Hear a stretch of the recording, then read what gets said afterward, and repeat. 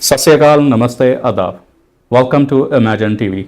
ਮੈਂ ਤੁਹਾਡਾ ਦੋਸਤ ਵਰਿੰਦਰ ਰਖੜਾ ਸਭ ਨੂੰ ਜੀ ਆਇਆਂ ਆਖਦਾ। It's my honor to have the youngest MLA of Manitoba Legislative. She is not the only MLA. She is friend, sister, and family member of Radisson. Now, I want to introduce our today guest. Her name is MLA Jelynn Dela Cruz. I want to welcome her on my TV show. Welcome, Jelynn. How are you? Thank you, Varinder. I'm doing great. How are you? Good. How's your summers going? It's off to a busy start. Of course, prompted by this past week and a bit being very difficult for the Filipino community.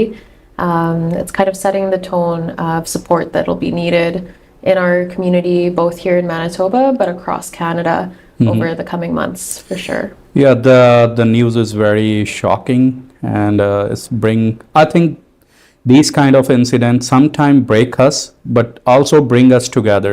At the PCCM, so the Philippine Canadian Centre of Manitoba, we hosted a vigil here in Manitoba because we have the largest per capita population of Filipinos in the country. So the largest concentration of Filipino peoples. And so I along with the MLA for Notre Dame at the Malaya Marcelino, heard an outpour of need for a community space where we can grieve together. And it became a bit of an interfaith gathering as well, with Abdi Shahina from the Muslim community, Uncle Gurmukh Singh from the Sikh community, as well as Rabbi Annabelle Mas this past Tuesday as well. It was really important for Filipinos in Manitoba to see that solidarity as we, grieve the people that we knew and we know in BC who were directly impacted, but also as we face, what it means to be Filipino in Canada today. Yeah.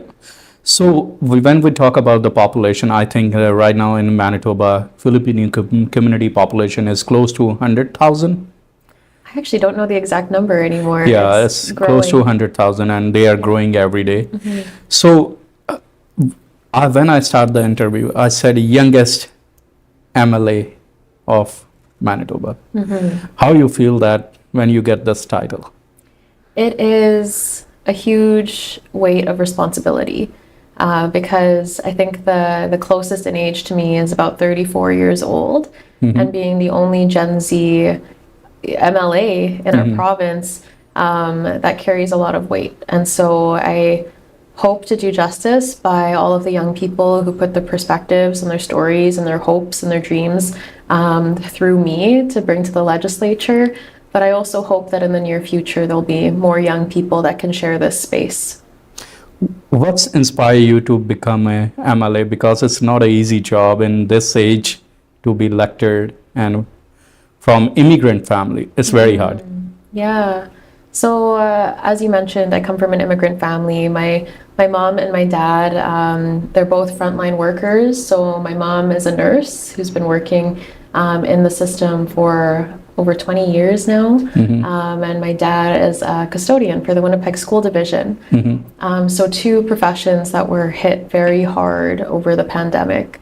And so I think as a Filipina that was born here in Canada, I was told many things growing up about, the turmoil and the political atmosphere back home in the Philippines and across seas, and that really all I need to do here in Canada is keep my head down, get the work done, maybe go to school to become a nurse or something like that, and everything else will work itself out. But in 2017, when the government at the time chose to delete thousands of jobs in healthcare, my mom's was one of them.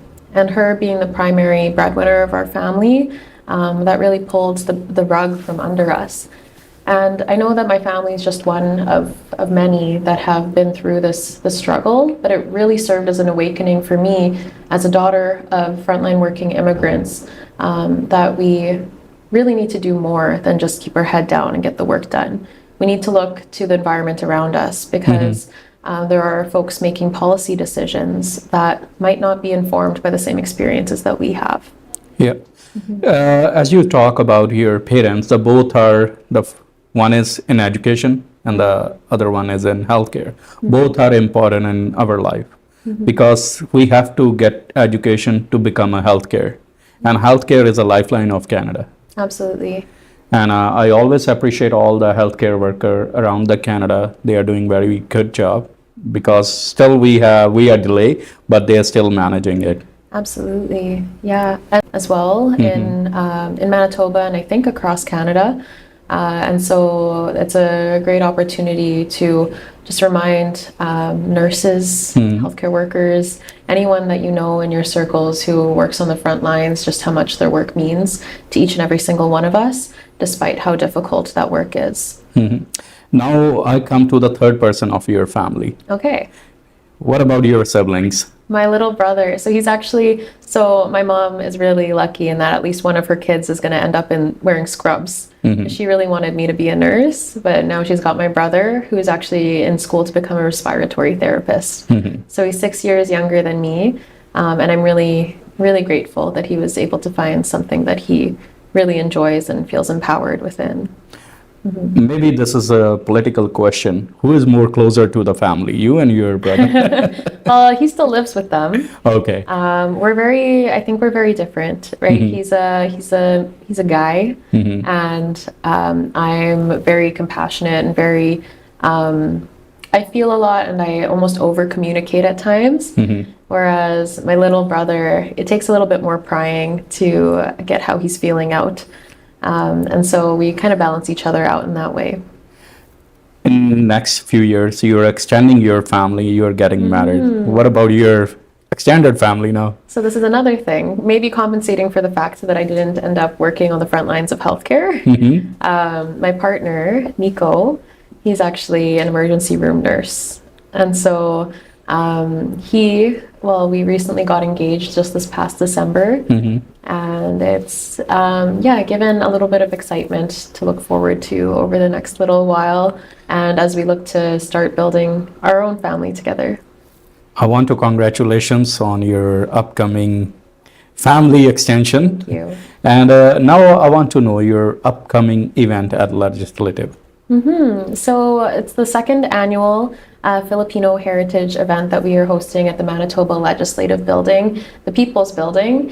It has been so exciting since having been elected with the Wab Canoe government, welcoming folks back into the Manitoba legislature and doing it in a way that honors who Manitobans are. And in this case, Filipino Heritage Month is a great opportunity to show our appreciation to folks who have cared for us across Manitoba in multiple different sectors, whether that be in the arts or in healthcare or in business. Filipinos give so much to Manitoba, and so the event that's happening on June 2nd at 11 a.m. and carrying over throughout the lunch hour is really just one small gesture to honor that. So this event will have all the traditional dance of Philippines? So it'll be a little bit more simple this year. Okay. There will be traditional dance, though there will be also a platform for a ukulele group, for some young up-and-coming singers, as well as a poem recited by Filipino youth from actually the Radisson community. We'll be delivering that as part of our event as well. Okay. When we talk about youth, on one time you was in university, and you're representing youth that time. I want to know about more.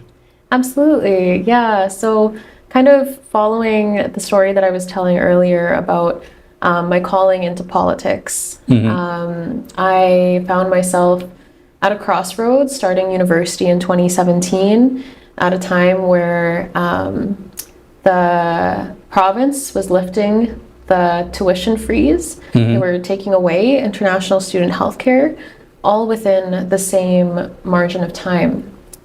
And that happened to be around the time that I started university at the U of M. So actually, I ended up protesting at the legislature before even attending my first university class. The week before I attended orientation at the University of Manitoba, I was protesting in the legislature because of the attacks on post-secondary at the time. And so that involvement continued to snowball until in 2019, 19, I was elected to the University of Manitoba Students' Union to represent over 26,000 students, which was such a huge honor that I am still so incredibly floored by. And then in 2020, I was elected president of the University of Manitoba Students' Union amid the shift to remote learning, the COVID-19 pandemic, students really being at the forefront of the pandemic and needing to step up way sooner than they thought they would have to. And so there was a lot of union organizing as well that we were able to support through that platform and that office. It was really such a busy political time because there were folks going without contracts amid the pandemic. But ultimately, it was just such a big honor to be a voice for that many students at a time when we really needed one. Now, my last question is, how you get that much courage to do protests, running for president, running for a MLA? How you get all these things? Well, I look to my ancestors and I look to my parents, and they had the courage to uproot themselves from the Philippines, come here to Canada and start a new life. And so if they're going to be doing that and they're going to be trying to build a good life for our loved ones, for our family, for those around them, then the least that I can do is be someone that can fight for them.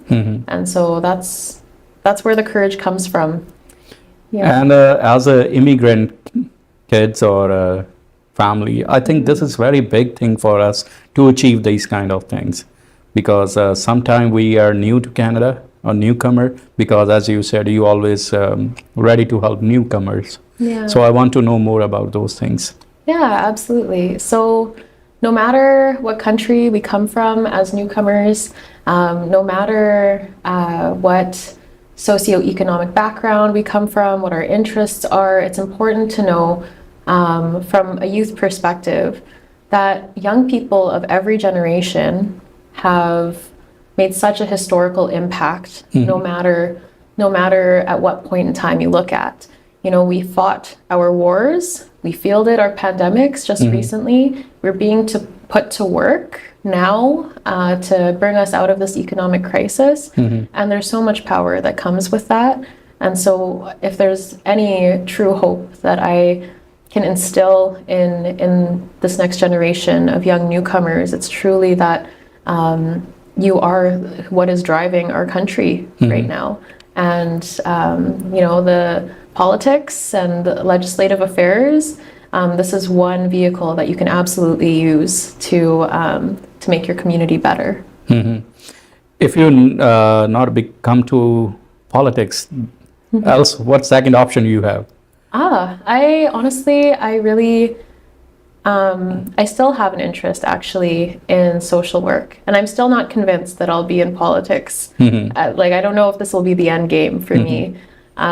Social work is very interesting to me. There's a lot of hard work involved in that, and I've always been really fascinated in, getting to know people's minds, what they've been through, and what kind of support they need. Yeah. So any message for our audience and all the people around Winnipeg and Manitoba? If there's any message, it's really to, I think, be kind to one another, to ensure that the people around you who you maybe see every day or maybe meeting for the first time know just how valuable that they are in their community, but also to you as an individual, because that one gesture could send a profound ripple effect across our communities. Yeah. So I think this conversation is very good today, and I really appreciate you got a time to interview with. Thank you for making the time too. Yeah. So thank you very much for joining us. Thank you. Thank you, Varinder. Yeah. Happy Filipino Heritage Month in advance. Happy Asian Heritage Month as well. Yeah. Happy Asian. Yes. Thank you. Thank you. Today we have with us youngest MLA of Manitoba from Radisson, MLA Jelynn Dela Cruz. She elected as MLA in age of 23. The thing is, I want to put this out. I want all the youth, young people to be in politics or in social work or any other role that help community, Winnipeggers, Canadians. Now it's time to say bye to everyone. See you next time on Imagine TV. Thank you.